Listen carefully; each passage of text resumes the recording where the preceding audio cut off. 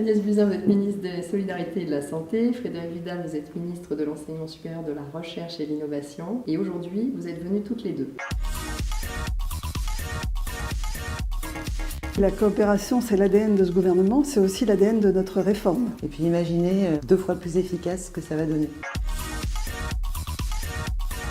S'attaquer à la réforme des études en santé, c'est plutôt prendre le taureau par les cornes, non? Si pour des études aussi longues, on commençait par le premier cycle, puis le second, puis le troisième cycle, on en aurait pour des dizaines d'années et c'est pas notre méthode de travail. C'est pas un trait de personnalité. La nouveauté, en tous les cas la réforme, elle cherche à répondre à de nouveaux besoins. Et les besoins, ils sont exprimés à la fois par la société, qui a de nouvelles attentes vis-à-vis des professionnels de santé, et par les professionnels eux-mêmes, qui expriment aujourd'hui un malaise pendant leurs études. Expirez. Oui, c'est déjà le cas pour la PACES, et ce sera le cas pour les IFSI à la rentrée prochaine. Oui, le système LMD, c'est un système européen, ça permet des passerelles, ça permet que tout le monde s'inscrive dans un même type de cursus et donc que nous soyons capables de former des étudiants qui vont éventuellement changer de filière. Moi, comme dénominateur commun, je mettrais le service sanitaire, apprendre à travailler ensemble dès le début des études.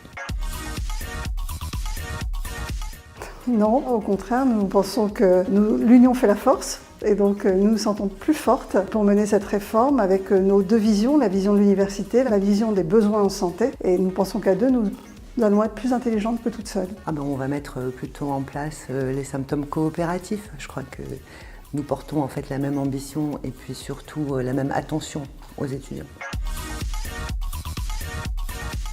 Oh oui, bien sûr, si c'est ce qui vous intéresse, il n'y aura aucun problème.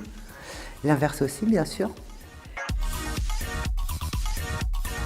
C'est-à-dire, moi, dès le départ, ce qui m'intéressait, c'était de faire de la virologie. Donc finalement, j'ai bien fait de faire ce que j'ai fait.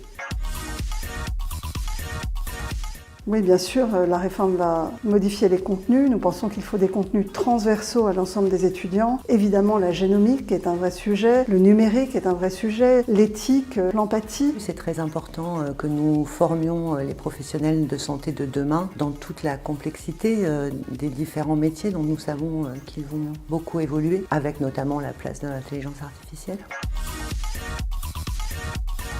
En tous les cas, nous avons un petit rééquilibrage à faire. Nous avons vraiment construit un système de santé totalement axé sur le curatif et nous savons que la prévention, c'est vraiment l'enjeu de la médecine de demain. Il aimera coopérer, il aimera discuter avec ses collègues, avec les autres professionnels, il aimera replacer le patient au cœur du parcours de santé avec l'ensemble des professionnels qui interviennent. Il aimera avoir un exercice à la fois hospitalier et en ville, il aimera la diversité. Je n'ai pas d'autre idée. Vous pourrez couper. Merci WhatsApp Doc.